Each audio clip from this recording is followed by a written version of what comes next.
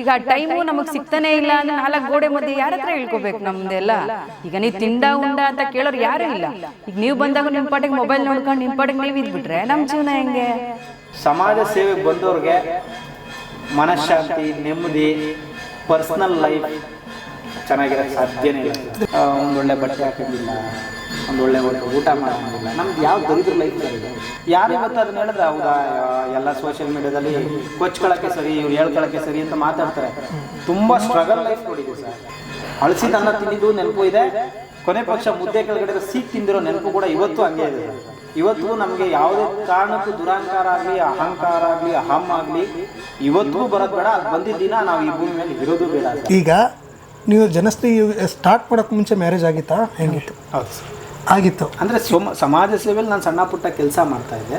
ನಾನು ದುಡ್ದಿದ್ರಲ್ಲಿ, ನಾನು ಟ್ಯಾಕ್ಸಿ ಓಡಿಸಿದ್ರಲ್ಲಿ ನನ್ನ ಕೈಲಾಗಿದ್ದಷ್ಟು ಏನೋ ಅವತ್ತಿಂದೊಂದೆಲ್ಲ ಊಟದ್ದು ಎಲ್ಲ ನನಗೇನು ಯೋಗ್ಯತೆ ಇದೆಯೋ ಆ ಕೆಲಸ ನಡ್ಕೊಂಡು ಹೋಗ್ತಾಯಿತ್ತು. ಈ ಸಮಾಜ ಸೇವೆ ಅಂತ ಹುಟ್ಟಿದ್ದೇ ಒಂದು ಭಗವಂತನ ಪ್ರೇರಣೆ ಅಷ್ಟೇ, ಭಗವಂತನ ಆಶೀರ್ವಾದ ಇರ್ಬೋದು. ಯಾರು ಕೂಡ ಊಹೆ ಮಾಡ್ಕೊಂಡಿಲ್ಲ ಯೋಗೇಶ್ ಈ ಮಟ್ಟಕ್ಕೆ ಜನ ಗುರುತಿಸೋ ಲೆವೆಲಿಗೆ ಬೆಳೀತಾರೆ ಅಥವಾ ಸಮಾಜ ಗುರುತಿಸುತ್ತೆ ಅಂತ.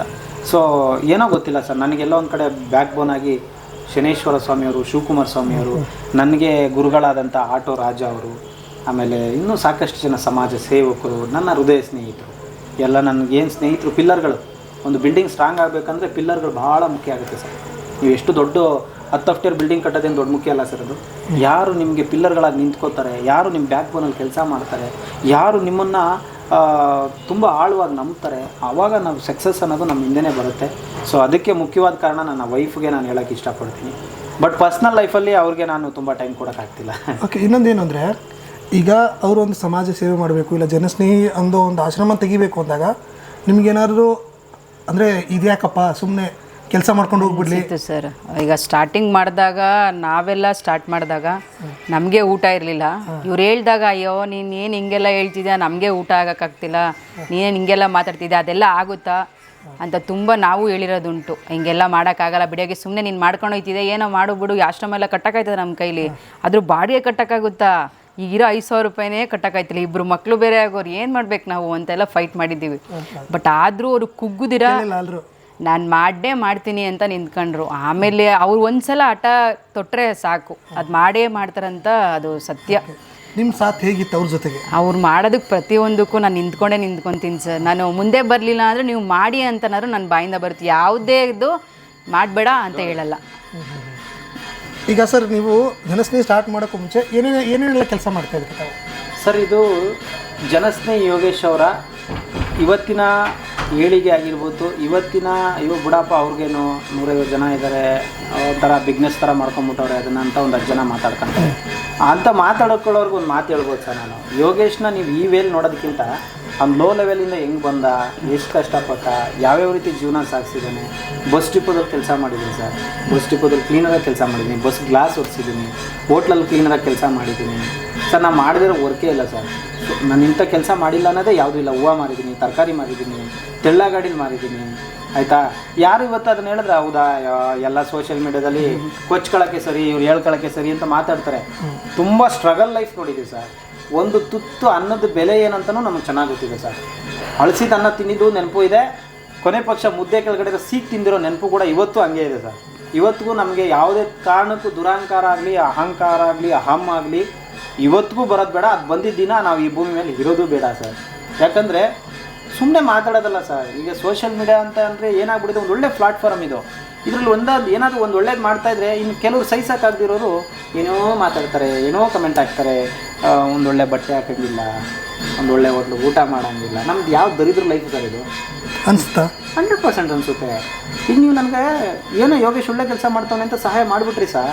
ಆ ಸಹಾಯದ ಹಣ ತೊಗೊಂಡ್ಮೇಲೆ ನಾನು ಹೆಂಗೆ ಊಟ ಮಾಡಬೇಕಂತ ನನಗೆ ಭಯ ಸ್ಟಾರ್ಟ್ ಆಗಿಬಿಟ್ಟಿದೆ. ಹೌದು ಸರ್, ಯಾಕಂದರೆ ಪರ್ಸ್ನಲ್ ಲೈಫ್ನ ತೋರಿದು ಹೆಂಡತಿ ಮಕ್ಳಿಗೂ ಕಾಟ ಕೊಟ್ಕೊಂಡು, ತಂದೆ ತಾಯಿಗೂ ಕಾಟ ಕೊಟ್ಕೊಂಡು ಅಂದ್ಕೊಬೋದು ಅವ್ರಿಗೇನಪ್ಪ ತುಂಬ ಚೆನ್ನಾಗವ್ರೆ, ಅಲ್ಲೆಲ್ಲೋ ಫಂಕ್ಷನ್ಗೆ ಹೋಗ್ತಾರೆ, ಅಲ್ಲೆಲ್ಲೋ ಯಾರೋ ಕರೆದು ಸನ್ಮಾನ ಮಾಡ್ತಾರೆ. ಸರ್, ನಮಗೆ ಸಮಾಧಾನ ಸಿಗೋದೇ ಅವತ್ತು. ನಮ್ಮನ್ನು ಯಾರೋ ಕರೆದು ಒಂದು ಸನ್ಮಾನ ಮಾಡಿ ಒಂದು ಹಾರ ಹಾಕಿ ಗೌರವ ಕೊಟ್ಟಾಗ ಅಯ್ಯೋ ನಾನು ಇಷ್ಟೆಲ್ಲ ಕೆಲಸ ಮಾಡಿದ್ದೀನಿ ಗುರು, ಅದಕ್ಕೆ ನನಗೆ ಇಷ್ಟೊಂದು ಜನ ಪ್ರೀತಿಸ್ತವ್ರ, ಹಂಗೆ ನಾನು ಇನ್ನೂ ಕೆಲಸ ಜಾಸ್ತಿ ಮಾಡಬೇಕು, ಜವಾಬ್ದಾರಿ ಜಾಸ್ತಿ ಆಗುತ್ತೆ ಆ ಥರ ಎಲ್ಲ ನಮ್ಗೆ ಮಾಡಿದಾಗ. ಆ ಜವಾಬ್ದಾರಿಯಿಂದ ಈ ಕೆಲಸ ನಡ್ಕೊಂಡು ಹೋಗ್ತಾ ಇದೆ. ನಿಜವಾಗ್ಲೂ ಹೇಳ್ತೀನಿ ಸರ್, ನಾನು ಒಂದೇ ಮಾತು ಹೇಳ್ತೀನಿ, ಎಲ್ಲ ಸಮಾಜ ಸೇವಕರು ಕೂಡ ಈ ನೋವನ್ನು ಅನುಭವಿಸ್ತಿರ್ತಾರೆ. ಸಮಾಜ ಸೇವೆಗೆ ಬಂದವ್ರಿಗೆ ಮನಃಶಾಂತಿ, ನೆಮ್ಮದಿ, ಪರ್ಸ್ನಲ್ ಲೈಫ್ ಚೆನ್ನಾಗಿರೋಕ್ಕೆ ಸಾಧ್ಯನೇ ಇಲ್ಲ ಸರ್. ಅದೆಲ್ಲ ತೊರಿಬೇಕು ಸರ್. ನಾವು ಎಷ್ಟೋ ಜನ ಜಗಳ ಆಡ್ಕೊತೀವಿ ಸರ್, 2 ದಿನ 3 ದಿನ ಮಾತು ಬಿಡ್ತೀವಿ. ಸೀರಿಯಸ್ ಆಗಿ ಸರ್, ಇದನ್ನ ಹೆಂಗಾರ ಅನ್ಕೋಬೋದು ನೀವು. 2 ದಿನ 3 ದಿನ ಮಾತಾಡಲ್ಲ ಅಣ್ಣ ನಾವು. ಅವ್ರ ಕೆಲಸ ಏನೋ ಫೋನ್ ಎಟ್ ಮಾಡೋದು, ಹೌದು ಯೋಗೇಶ್ ಆಚೆ ಹೋಗಿದ್ದಾರೆ ಈ ಥರ. ನಾನು ಅಷ್ಟೇ ಮಾತಾಡ್ಸಲ್ಲ. ಪರ್ಸನಲ್ ಲೈಫ್ ಅನ್ನೋದೇ ಇಲ್ಲ. ಅವಳು ಒಂದೊಂದು ಟೈಮ್ ಕೇಳ್ತಾಳೆ. ನನಗೆ ನಿಜವಾಗ್ಲೂ ನಾವು ಎಷ್ಟೋ ದಿನ ಮಾತಾಡ್ಕೊಂಡಿರೋದು ಅವಳು ಕೇಳಿರೋದು ಉಂಟು. ಅಲ್ಲ, ನೀನು ಟ್ಯಾಕ್ಸಿ ಓಡಿಸುವಾಗ ದಿನಕ್ಕೆ 700-800 ರೂಪಾಯಿ ದುಡಿತಾ ಇದ್ರಿ, ಸಂಜೆ ಕರೆಕ್ಟಾಗಿ ಒಂದು 8 ಗಂಟೆಗೆ ಮನೆಗೆ ಬರ್ತಿದ್ವಿ. ನಾವು ಸಂಜೆ ಎಲ್ಲ ಪಾರ್ಕಿಗೆ ಹೋಗ್ತಿದ್ವಿ, ಅಲ್ಲೊಂದು 30 ರೂಪಾಯಿ ಗೋಬಿ ತಿಂತಾಯಿದ್ವಿ. ಆಮೇಲೆ ವಾರಕ್ಕೊಂದಿನ ಸಿನಿಮಾ ನೋಡ್ತಾ ಇದ್ವಿ. ಯಾರ್ದಾರು ನೆಂಟ್ರ ಮನೇಲಿ ಫಂಕ್ಷನ್ ಅಂದರೆ 2 ದಿನ ಮುಂಚೆ ಹೋಗಿರ್ತಿದ್ವಿ ಅಲ್ಲಿಗೆ. ಇವತ್ತು ನಮ್ಮ ಲೈಫಲ್ಲಿ ಆಶ್ರಮ ಗೇಟ್ ಆಚೆ ದಾಟೋಕ್ಕಾಗಲ್ಲ ನಮ್ಮ ಕೈಲಿ. ಯಾಕೆ ಅಂದರೆ ಅನ್ಕೋಬೋದು ಒಂದು ಏನು ದೊಡ್ಡ ವಿಷಯನ ಆಶ್ರಮ ಗೇಟ್ ದಾಟೋಕ್ಕೆ. ನಾವು ಒಂದು ದಿನ ಇವಳು ಅಥವಾ ನಾನು ಇಲ್ಲ ಅಂದರೆ ಇಲ್ಲಿ ಏನೇನಾಗುತ್ತಂತ ನನಗೆ ಗೊತ್ತಿಲ್ಲ. ಯಾಕಂದರೆ ಎಲ್ಲ ಮಾನಸಿಕ ಅಸ್ವಸ್ಥರು, ವಯಸ್ಸಾದಂಥವ್ರು, ಮತ್ತು ಜವಾಬ್ದಾರಿಗಳು ಜಾಸ್ತಿ.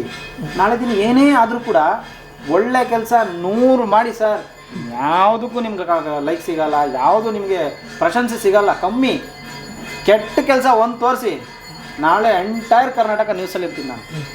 ಅದೇ ಮೇಡಮ್ ಕೇಳ್ತೀನಿ, ಆಗಲೇ ಹೇಳಿದ್ರಿ ಸಾಯಂಕಾಲ ಪಾರ್ಕಲ್ಲೆಲ್ಲ ಸುತ್ತಾಕೊಂಡ್ಬರ್ತೀನಿ, ಇದಕ್ಕಿಂತ ಅದೇ ಚೆನ್ನಾಗಿತ್ತು ಅಂತ ಅನಿಸುತ್ತೆ. ಖಂಡಿತ ಸರ್, ನನಗೆ ಅದು 700 ರೂಪಾಯಿನೇ ತುಂಬ ಇಂಪಾರ್ಟೆಂಟು. ಅದೇ ಲೈಫ್ ಚೆನ್ನಾಗಿತ್ತು. ನಾನು ಯಾವಾಗಲೂ ಫೈಟ್ ಅದನ್ನೇ ಮಾಡ್ತಿರ್ತೀನಿ. ನನಗೆ ಜನಸ್ನೇಹಿ ಯೋಗೇಶ್ ಬೇಡ, ಡ್ರೈವರ್ ಯೋಗೇಶೇ ಬೇಕು ನನಗೆ ಅದೇ ಚೆನ್ನಾಗಿತ್ತು. 20 ರೂಪಾಯಿ ಗೋಬಿನೇ ಬೆಟರ್ ಸರ್. ಸೊ ಇಷ್ಟೆಲ್ಲ ಕಷ್ಟಪಟ್ಟು ಒಂದು 2 ನಿಮಿಷ ನಾವು ಕೇಳೋದೇನು ಅವ್ರ ಹತ್ರ, 2 ನಿಮಿಷ ಟೈಮ್ ಅಷ್ಟೇ. ಆ ಟೈಮ್ನೂ ಕೊಡೋಕ್ಕಾಗ್ತಿಲ್ಲ ಅಂತ ಅಂದಾಗ ನಮಗೂ ಹರ್ಟ್ ಆಗುತ್ತೆ. ನಮ್ಮೆಲ್ಲ ಕನಸನ್ನ ಆಗಲೇ ಬಿಟ್ಬಿಟ್ಟಿದ್ದೀವಿ. ಈಗ ಆ ಟೈಮು ನಮಗೆ ಸಿಗ್ತಾನೇ ಇಲ್ಲ ಅಂದರೆ 4 ಗೋಡೆ ಮಧ್ಯೆ ಯಾರ ಹತ್ರ ಹೇಳ್ಕೊಬೇಕು ನಮ್ಮದೆಲ್ಲ? ಈಗ ನೀವು ತಿಂಡ ಉಂಡ ಅಂತ ಕೇಳೋರು ಯಾರೂ ಇಲ್ಲ. ಈಗ ನೀವು ಬಂದಾಗ ನಿಮ್ಮ ಪಾಟಿಗೆ ಮೊಬೈಲ್ ನೋಡ್ಕೊಂಡು ನಿಮ್ಮ ಪಾಟಿಗೆ ನೀವು ಇದ್ಬಿಟ್ರೆ ನಮ್ಮ ಜೀವನ ಹೆಂಗೆ ಅಂತ. ಯಾಕಂದರೆ ಸರ್, ಪ್ರೆಸರು, ಪ್ರೆಸರು, ಹೊರಗಡೆ ಪ್ರೆಸರು, ಸೋಷಿಯಲ್ ಮೀಡಿಯಾ ಒಂದಷ್ಟು ಪ್ರೆಸರು. ನಾಳೆ ಈ ದೊಡ್ಡ ಸಂಸ್ಥೆ, ಈ ಒಂದು ದೊಡ್ಡ ಸಂಸ್ಥೆಗೆ ಯಾರಪ್ಪ ಕಪ್ಚುಕ್ಕೆ ಈಗ ಬಂದ್ಬಿಡ್ತಾರೋ, ಯಾರು ಇದನ್ನು ಒಂದು ಸರ್, ಇದು ಬಿಲ್ಡಿಂಗ್ ಕಟ್ಟೋಕ್ಕೆ ಸಾಕಷ್ಟು ಮಣ್ಣು ಸಿಮೆಂಟು ಎಲ್ಲ ಹೊರ್ಬೇಕು ಸರ್. ಅದನ್ನು ಬೀಳ್ಸೋಕ್ಕೇನು ಕಷ್ಟ ಇಲ್ಲ ಸರ್. ಇದನ್ನು ಮಣ್ಣೊತ್ತು ತುಂಬ ಕಷ್ಟ ಸರ್. ರಕ್ತ ಬಸ್ಬಿಟ್ಟಿದ್ದೀನಿ ನಾನು. ಎಷ್ಟೋ ರಾತ್ರಿಗಳಿದೆ ನಿದ್ದೆ ಮಾಡದೇ ಇರೋದು, ಎಷ್ಟೋ ಊಟ ಬಿಟ್ಟಿರೋ ದಿನಗಳಿದ್ದಾವೆ, ಎಷ್ಟೋ ನಮ್ಮ ಲೈಫಲ್ಲಿ ನಾವು ಪಡೆದಿರೋ ಕಷ್ಟವೇ ಇಲ್ಲ ಸರ್.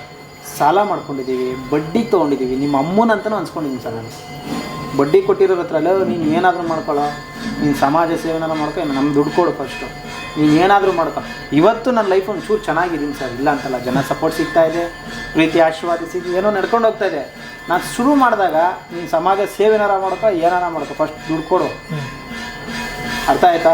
ಆ ಥರ ಎಲ್ಲ ಮಾತಾಡಿರೋದು, ಆ ಥರ ದಿನಗಳನ್ನೂ ಕೇಳಿದ್ದೀನಿ ಸರ್. ನಿನಗೆ ಯಾಕೆ ಬೇಕು ಇದೆಲ್ಲ? ನೀನು ಸಾಲ ಮಾಡಿ ಬಡ್ಡಿಗೆ ತಗೊಂಡು ನಡೆಸೋ ಅಂತ ಹಣ ಬರೋ ನಿಂಗೇನು? ನಿಮ್ಮ ಹೆಂಡತಿ ಮಕ್ಳಿಗೆ ಊಟ ಹಾಕಿ ಫಸ್ಟು. ನೀನು ಏನಾರ ಮಾಡ್ಕೊ ಗುರು, ನೀನು ಏನಾರ ಮಾಡ್ಕೊ. ನಮ್ಗೇನಪ್ಪ, ನೀನು ಸಮಾಜ ಸೇವೆನ ಮಾಡ್ಕೊ. ನನಗೆ ಕರೆಕ್ಟಾಗಿ ಬಡ್ಡಿ ಕೊಟ್ಬಿಡು, ಕರೆಕ್ಟಾಗಿ ದುಡ್ಡು ಕೊಟ್ಬಿಡಪ್ಪ, ನಾನು ನೀನು ಏನೇ ಮಾತಾಡೋಕ್ಕೆ ಬರಲ್ಲ. ಆ ಥರ ದಿನಗಳನ್ನೂ ನಾವು ನೋಡಿದ್ದೀವಿ. ಆದರೆ ಅವರೇ ಇವತ್ತು ಕರೆದು, ಸಾರಿ ಯೋಗೇಶ್, ಅವತ್ತೊಂದು ದಿವಸ ಹಿಂಗೆ ಮಾತಾಡಿದ್ದೆ, ಕ್ಷಮೆ ಇರಲಿ ಅಂತ ಕೇಳಿರೋ ದಿನಗಳೂ ಇದ್ದಾವೆ.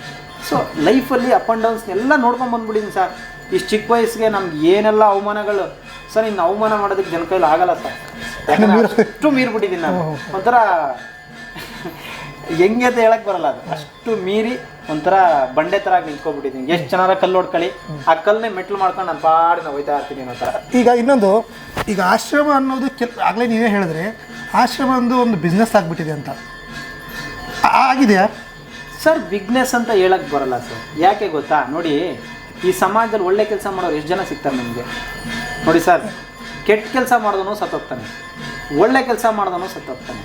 ಅರ್ಥ ಆಗ್ತಿದೆ ಸರ್? ಎಲ್ರಿಗೂ ಸಾವು ಕಟ್ಟಿಟ್ಟ ಬುದ್ಧಿ ಸರ್. ಯಾರು ಯಾವಾಗ ಸಾಯ್ತಾರೆ ಅಂತ ಗೊತ್ತಿಲ್ಲ. ನೋಡಿ, ಒಳ್ಳೆ ರೀತಿಯಲ್ಲಿ ಉಪಯೋಗಿಸ್ಕೊಳ್ಳೋರು ತುಂಬ ಜನ, ಸಾವಿರಾರು ಜನ ಇದ್ದಾರೆ. ಮಾನವೀಯತೆಗೆ ಬೆಲೆ ಕೊಟ್ಟು ಆಶ್ರಮಗಳು ಮಾಡಿರೋರು ಲಕ್ಷಾಂತರ ಜನ ಇದ್ದಾರೆ. ಅದರಲ್ಲೆಲ್ಲ ಒಂದಷ್ಟು ಜನ ಅದನ್ನು ದುರುಪಯೋಗ ಪಡಿಸ್ಕೊಳ್ಳೋರು ಇದ್ದಾರೆ. ಹಂಗನ್ಬಿಟ್ಟು ಎಲ್ಲರನ್ನೂ ಒಂದೇ ವೇಲಿ, ಒಂದೇ ತಕ್ಕಡಿಲಿ ತೂಗಕ್ಕೆ ಹೋಗ್ಬಾರ್ದು. ಯಾಕೆಂದರೆ ಸಮಾಜಕ್ಕೆ ನಮ್ಮ ಕೊಡುಗೆ ಏನು ಅನ್ನೋದು ನಾವು ಇವತ್ತು ಯಾರಿಗೂ ಅರ್ಥ ಆಗಲ್ಲ ಸರ್. ಇವತ್ತು ನಾವು ಏನು ಅನ್ನೋದು ಯಾರಿಗೂ ಅರ್ಥ ಆಗಲ್ಲ.